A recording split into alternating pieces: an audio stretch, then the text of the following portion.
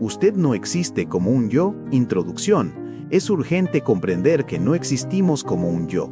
Es muy importante comprender que hay dos tipos de yo, de los cuales el maestro Samael habla. Debemos discernir las diferencias entre ellos para comprendernos mucho mejor, y para comprender mejor la enseñanza gnóstica y la enseñanza budista. Está lo que el maestro Samael llamaba yo reencarnante, que son los agregados psicológicos que en su conjunto constituyen el ego o los defectos que nos vienen de vidas pasadas y que son visibles en el mundo astral. Estos yoes sí existen y no son imaginarios, pero cuando el Buda y el maestro Samael nos dicen que el yo es una ilusión que no existe y nunca ha existido, se refieren a la idea o concepto de yo que en nuestra mente hemos convertido en el sentimiento de yo, o en el hacedor personal que siente que hace todo, como cuando sentimos yo pienso, yo siento, yo hago, yo deseo. A esto el maestro le llamó el falso sentimiento de yo, porque es solo imaginario, no existe fuera de nosotros mismos. Este tipo de yo es solo un concepto, una etiqueta, pero los agregados o yoes lo usan para hacernos sentir que somos ese deseo o ese sentimiento, o que nos pertenece, y de esta manera nos identificamos o nos convertimos en estos agregados. Ellos usan la misma etiqueta de yo para todos estos yoes tan diferentes, haciéndonos sentir que son solo distintas facetas de uno mismo, y haciéndonos sentir que somos un individuo, un yo. Así nos hundimos en la inconsciencia, en la identificación. Así sentimos que nuestra verdadera identidad es ese falso yo, que ni siquiera existe en realidad. En realidad no hay un yo. Nunca lo ha habido. Y nosotros no somos ninguno de los agregados que usan esa misma máscara o etiqueta. Los antiguos maestros budistas decían que este yo fantasía solo tenía existencia convencional, como cuando convenimos con la sociedad en decir que nuestro cuerpo es yo, porque usa nuestro nombre, y sentimos que somos nuestra personalidad. Y si la insultan nos sentimos ofendidos si es que vivimos sumergidos en nuestro yo fantasía. Por eso el maestro Samael nos habló del yo fantasía y del falso sentimiento del yo. El yo que solo existe en nuestra imaginación, en nuestra fantasía, el yo ilusorio, la ilusión del yo. Pero el maestro no usaba este concepto frecuentemente, ni en sus libros ni en sus conferencias, para no confundir a los estudiantes que no eran capaces de captar esta diferencia sutil, ya que los agregados no son fantasía, existen en los mundos internos, y nos corresponde eliminarlos con la ayuda de la Madre Divina. Por otro lado, Gautama el Buda nunca habló claramente sobre este yo reencarnante, y esa es la gran aportación de sabiduría que el venerable maestro Samael nos dio, por la cual somos muy afortunados. Sin embargo, comprender y usar esta enseñanza de que como un yo no existimos, del yo fantasía, es un medio muy hábil y poderoso para disolver estos muchos yoes. Es necesario comprender esto para lograr una transformación radical. Vacía, calmada y desprovista de yo es la naturaleza de todas las cosas. Ningún yo individual en realidad existe. No existe. No hay un yo íntegro ni total, sino una multitud de mezquinos, gritones y pendencieros yoes que riñen entre sí, que pelean por la supremacía. Venerable maestro Samael, el collar del Buda. ¿El yo es un fantasma ilusorio? ¿Una mentira? ¿Una fantasía de la mente porque A. es solo una idea o concepto de sí mismo formada por múltiples imágenes de sí mismo? B. Está formado por muchos yoes, que personifican deseos, emociones, etc. y no tienen individualidad. No existe un yo, solo existen yoes. C. Es parte del mundo exterior. Solo una apariencia debido a un cuerpo, un nombre, etc. Aquellas personas que imaginan un yo, usualmente lo ven de una o de varias maneras. Ellos creen que el cuerpo es el yo, o que el yo tiene un cuerpo, o ven el cuerpo como parte del yo, o al yo como incluido dentro del cuerpo. Pero en todas estas formas el sentimiento de yo nunca es abandonado, ya que la gente no ve el origen y la desaparición, ni cómo actúan las condiciones, sino que consideran el cuerpo y el yo como entidades sólidas. Sutta Nipata. ¿Cómo las gentes crean un yo imaginario en sus mentes? En este sutra, el Buda recalca que no todas las personas crean un yo en su imaginación. Los seres despiertos o iluminados no ven un yo, han podido eliminarlo de sus mentes. Aquí el Buda enfatiza que esas personas que imaginan un yo en sus acciones, pensamientos y sentimientos, lo hacen de varias maneras para que nosotros podamos darnos cuenta si nosotros lo estamos haciendo también. Al final enfatiza en que las personas que imaginan un yo lo ven como una entidad sólida o muy real, cuando en realidad es solo un yo imaginario. Aún así, no hay nadie que piense dentro de nosotros, los pensamientos suceden. Pero hay muchos pensadores en nosotros y cada pensamiento es un pensador que dice, yo pienso. No hay nadie que sienta en nosotros, los sentimientos suceden. Pero hay miles de sentidores en nosotros, que dicen, yo siento. No hay nadie que haga en nosotros, las acciones suceden. Pero hay muchos hacedores en nosotros que dicen, yo hago, yo camino, yo como, yo decido, yo poseo, a mí me gusta, me disgusta, etc. Es urgente comprender nuestra propia navidad, nuestra propia vacuidad. El yo que creemos que somos no existe, la persona o individuo que pensamos que somos es solo un sueño.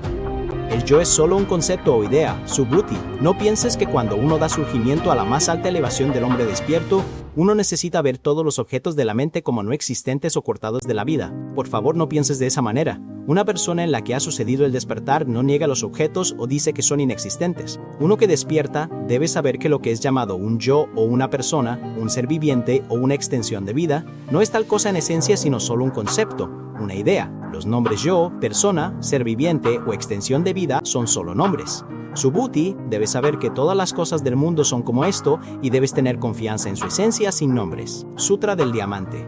No hay un hacedor o actor, pero sí hay acciones. No hay un experimentador, pero sí hay experiencias. Solo los agregados o partes componentes actúan. Esta es la verdadera y correcta perspectiva. Visuddhimagga. Cada uno de esos yoes creen en un momento dado ser el todo, el yo, pero no es realmente más que una ínfima parte de nuestras funciones, aun cuando él tenga la impresión de ser la totalidad, la realidad, el hombre completo. ¿Y no hay una totalidad, un yo? Esto es una ilusión. Lo curioso es que nosotros damos crédito al yo de un momento, aun cuando momentos después ese yo sea desplazado por otro yo. Tratado esotérico de astrología hermética, Venerable Maestro Samael. Cuando se continúa con la convicción absurda que se es uno, que se posee un yo permanente, que tiene un yo dentro, resulta algo más que imposible el trabajo serio sobre sí mismo. Quien siempre se cree uno, nunca será capaz de separarse de sus propios elementos indeseables. Considerará a cada pensamiento, sentimiento, deseo, emoción, pasión, afecto, etcétera, como funcionalismos diferentes inmodificables de su propia naturaleza y hasta se justificará ante los demás, diciendo que tales o cuales defectos personales son de carácter hereditario. Quien acepta la doctrina de los muchos yoes, comprende a base de observación que cada deseo, pensamiento, acción, pasión, etc., corresponde a este u otro yo distinto diferente. Tratado de Psicología Revolucionaria. Venerable Maestro Samael Aun Weor. Creerse uno, ciertamente es una broma de muy mal gusto. Desafortunadamente, esta vana ilusión existe dentro de cada uno de nosotros. Lamentablemente, siempre pensamos de nosotros mismos lo mejor, jamás se nos ocurre comprender que ni siquiera poseemos individualidad verdadera. Lo peor del caso es que hasta nos damos el lujo falso de suponer que cada uno de nosotros goza de plena conciencia y voluntad propia. Tratado de Psicología Revolucionaria. Venerable Maestro Samael Aun Weor. Así pues, que cada uno de los aquí presentes tiene lo que podríamos llamar un yo fantasía, una persona fantasía que no coincide con la realidad. La persona fantasía de ustedes ha existido desde un principio, existe ahora y existirá mañana, y ustedes están convencidos de que esa persona fantasía es la realidad, y resulta que no lo es. He allí lo grave. Necesitamos ser sinceros y tener el valor de desgarrarnos, de romper ese yo fantasía, esa persona fantasía, que no existe, que los demás saben que no existe, pero que uno cree que sí existe. Claro, se necesita usar el bisturí de la autocrítica, de lo contrario, no sería posible la autocrítica de fondo. Si procedemos así, lograremos romper el yo fantasía, lograremos destrozarlo, reducirlo a cenizas, a polvareda cósmica. Objetivo: descubrir al ser. Pero el yo fantasía eclipsa al ser, lo mantiene a uno tan fascinado en sí mismo, tan fascinado en lo que no es real, que no lo deja a uno descubrir al ser que hay en uno mismo, en sus profundidades.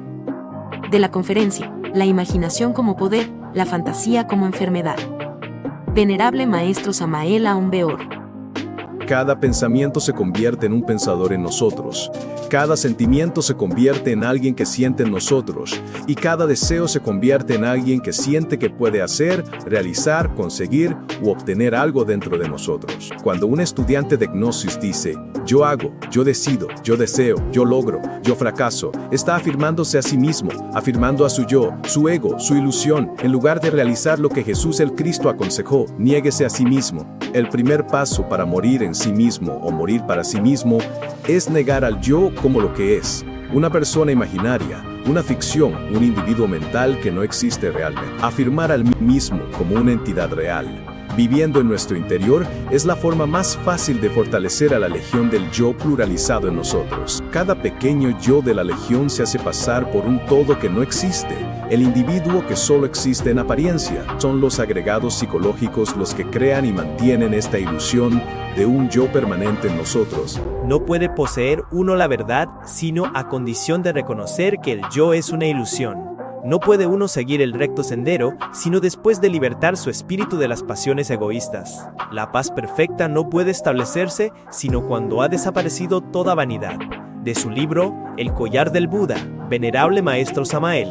Cada fuerza interna, emoción, deseo, sensación, etc., se hace llamar yo, asume la identidad personal del organismo cuerpo-mente para hacernos sentir que somos nosotros los que actuamos, sentimos o deseamos, cuando son solo impostores, yoes falsos.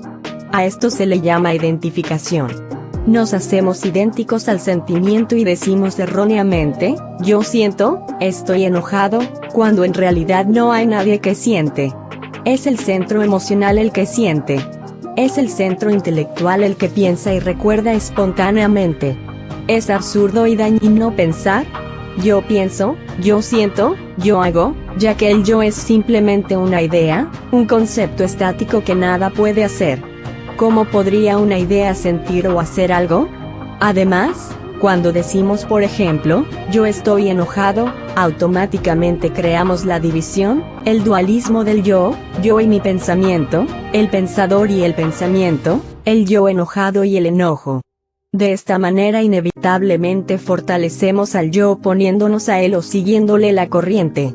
Así el yo ilusorio siempre tratará de hacer algo con respecto a la ira. Esfuerzos que son completamente inútiles porque persiste y perdura la ilusión del yo.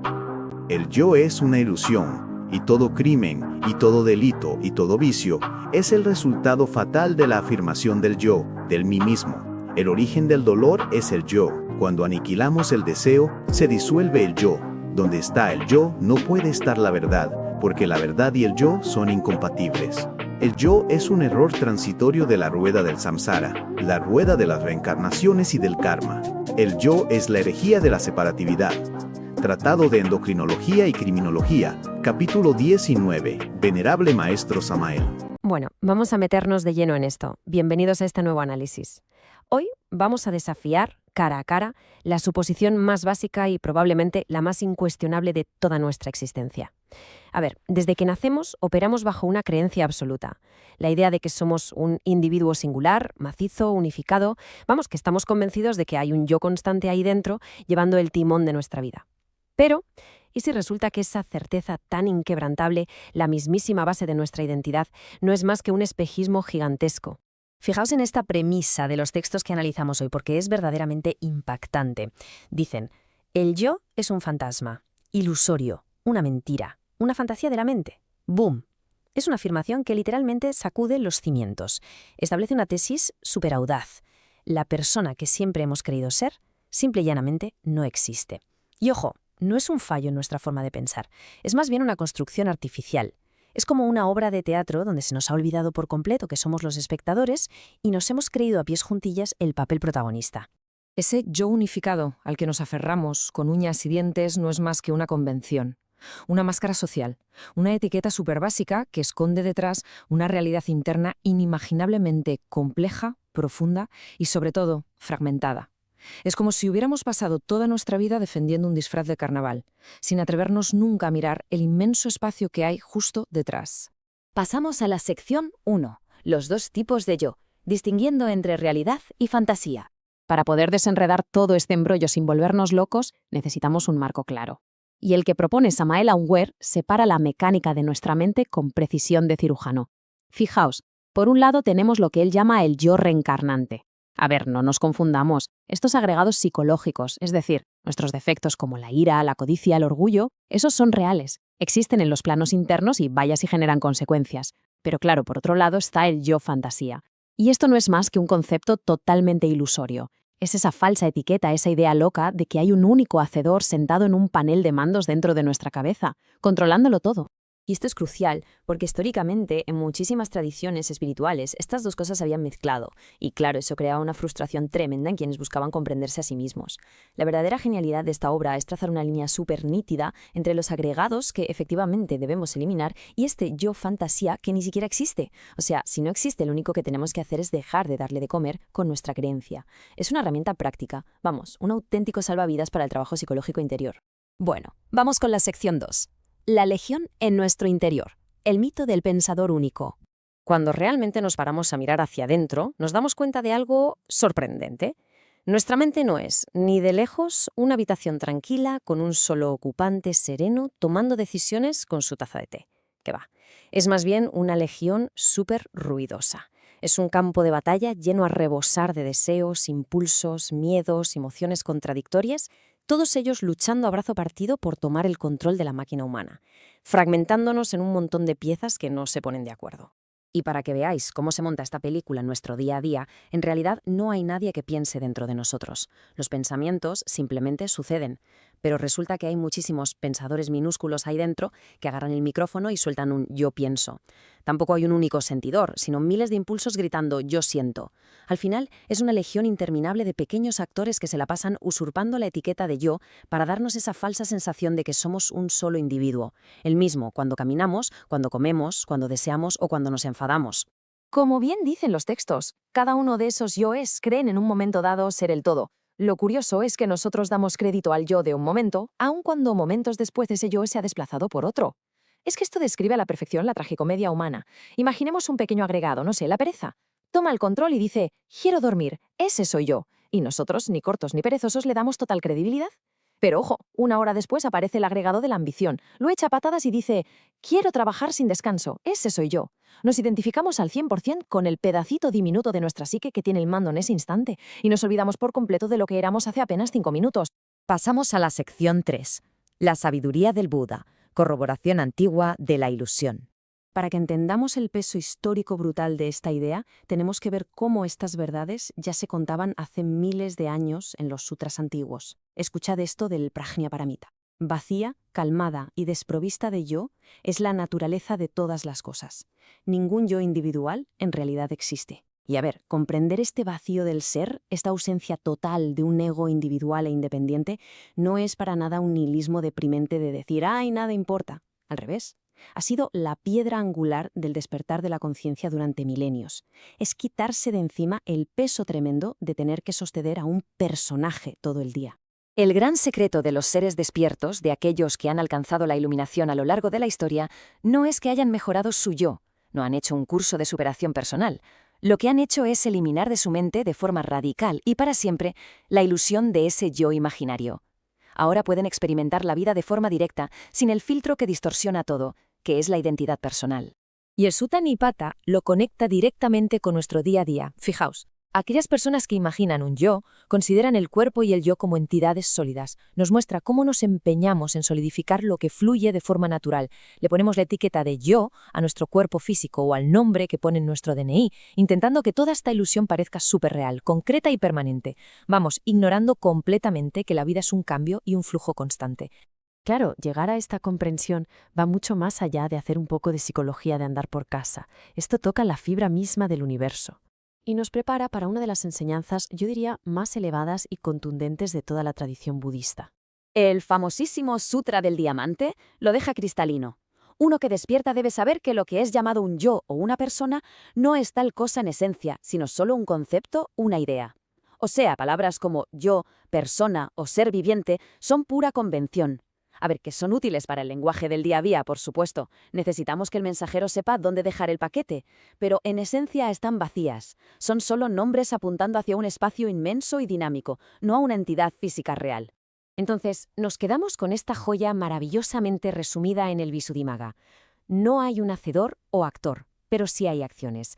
No hay un experimentador, pero sí hay experiencias. Solo los agregados actúan. Esto lo cambia todo. La vida ocurre. Las acciones, las experiencias, los sentimientos, todo eso sucede. Pero no hay una entidad central en medio de la sala haciendo o experimentando. La lluvia cae, pero no hay un hacedor de la lluvia. Igual que surce la tristeza, pero no hay un yo que esté triste. Son única y exclusivamente los agregados manifestándose. Y llegamos a la sección 4.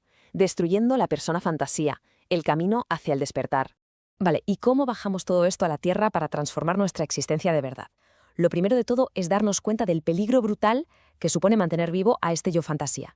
Mientras nos creamos que somos una entidad sólida y que no cambia, intentar un crecimiento psicológico serio es misión imposible. ¿Y eso por qué? Pues porque empezamos a justificar nuestro caos interior con la típica frase de bueno, es que yo soy así, es mi forma de ser. Ese yo fantasía frena en seco nuestro desarrollo, porque nos convence de que nuestros defectos son en realidad nuestra identidad. Así que el proceso que nos proponen exige, sinceramente, una honestidad brutal con nosotros mismos. Número 1. Observar de forma súper neutra a esa legión de yoes que están montando un escándalo en nuestro interior. 2. Comprender lo que los textos llaman nuestra propia Navidad, ese espacio vacío pero lleno de potencial. 3. Aplicar el famoso bisturí de la autocrítica. Vamos, cortar de raíz, para no dejarnos engañar por las mentirijillas emocionales que nos contamos. Y 4. El gran paso final. Reducir a la persona fantasía a polvo cósmico. Hacerla polvo, literalmente. Se necesita muchísimo valor para atreverse a desgarrar nuestras propias ilusiones de esta manera. Pero la recompensa por hacer este trabajo tan colosal, ¡wow!, es sublime. Una vez que la persona fantasía, ese personaje ficticio que nos chupa absolutamente toda la energía, se destruye por fin, entonces y solo entonces el verdadero y magnífico ser puede emerger de verdad desde lo más profundo de nuestra conciencia. Es como quitar un tapón y conectarnos de nuevo con una realidad cósmica muchísimo más vasta y profunda que nosotros mismos. Para terminar este análisis, hay un desafío filosófico que va directo al núcleo de todo este asunto. Pensemos en esto. Si esa identidad súper sólida a la que nos aferramos a diario, esa persona que siempre hemos creído ser, con su nombre, su historia, sus gustos y sus opiniones, si todo eso es meramente un fantasma ilusorio de la mente, entonces, en este preciso milisegundo, ¿quién o qué está prestando atención y asimilando toda esta información? Dejemos que ese profundo misterio resuene un rato. Muchas gracias por acompañarnos en esta exposición. Imagina por un instante, imaginemos que la voz interna en la mente, esa voz silenciosa que acaba de resonar diciendo, voy a prestar atención a esta inmersión profunda, fuera en realidad un impostor. Es una premisa bastante inquietante, la verdad.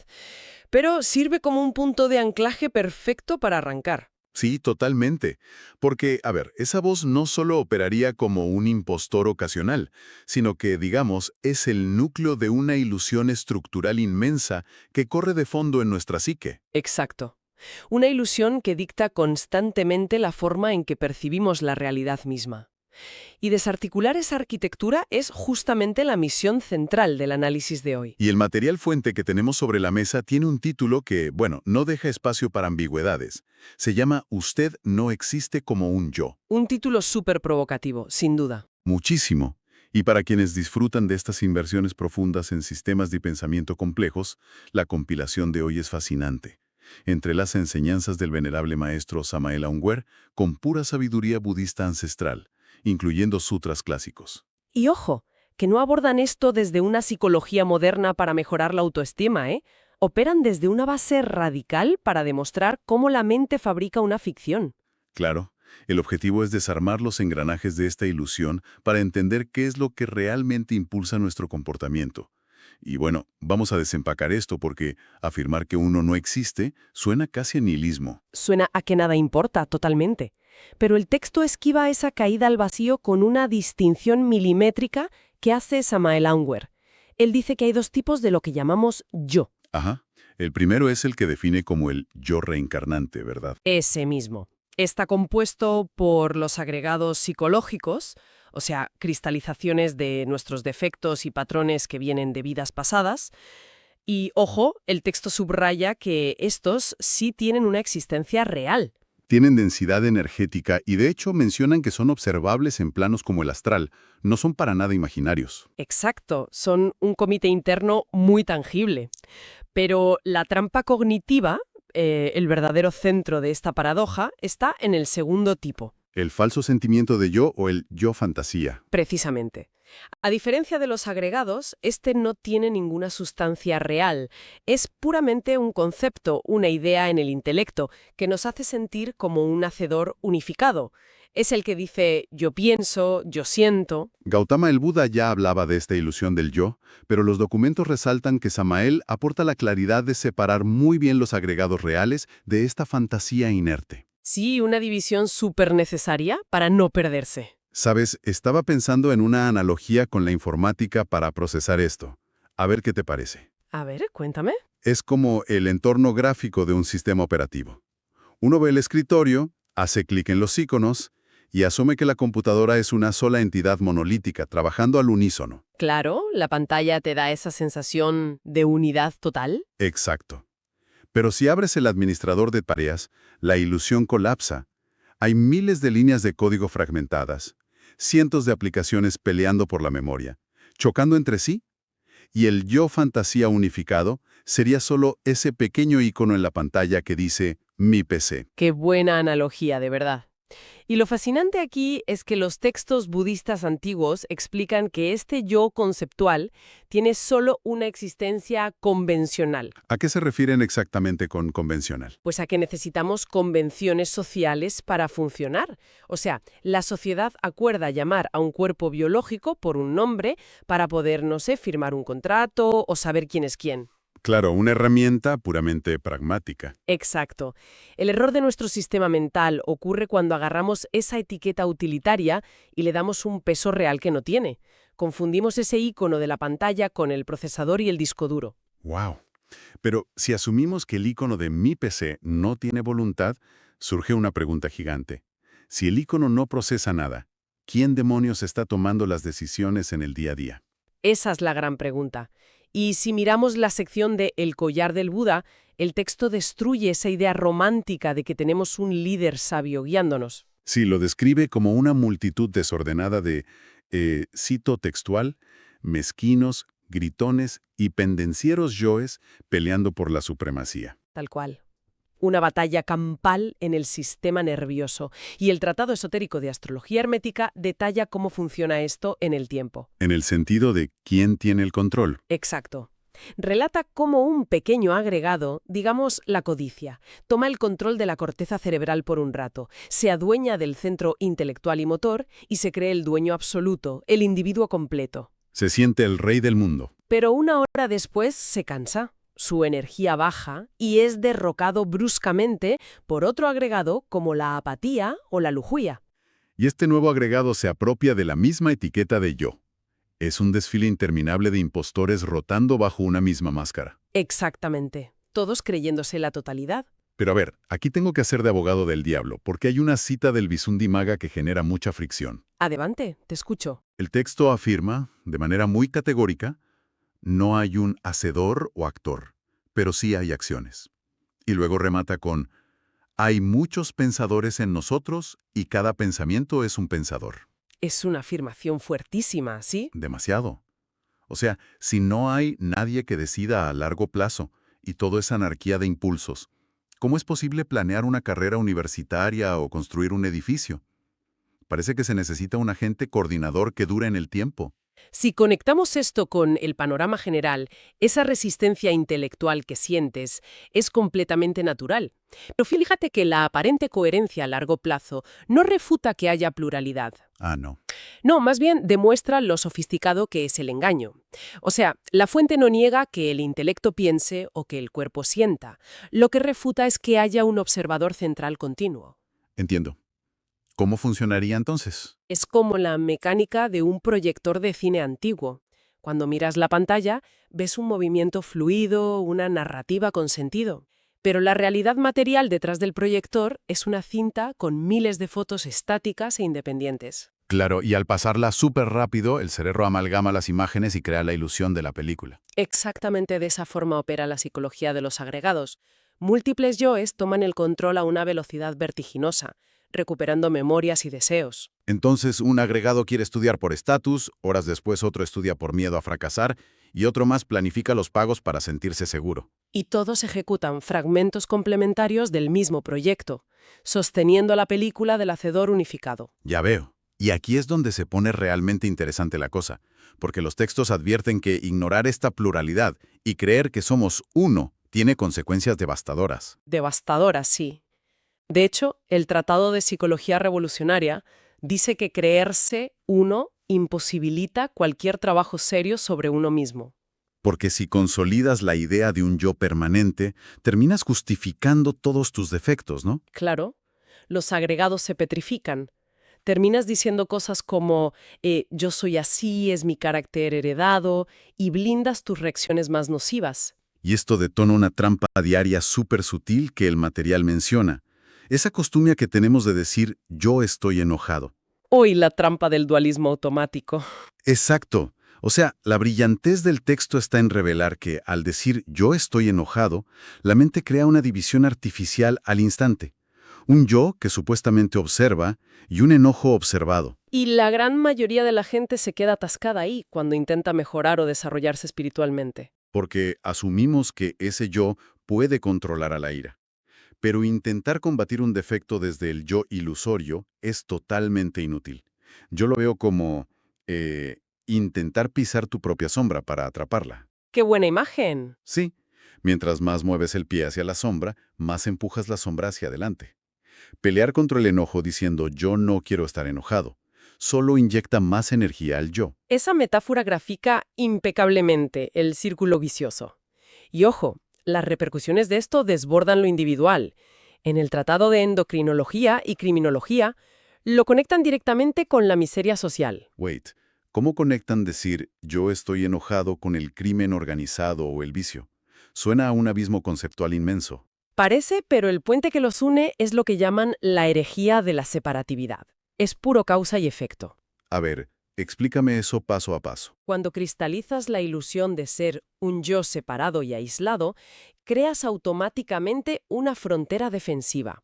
Asumes que estás desconectado del resto y el exterior se vuelve un lugar hostil. Donde hay escasez y tienes que competir. Exacto. Y la supervivencia de ese yo fantasía se vuelve lo único que importa.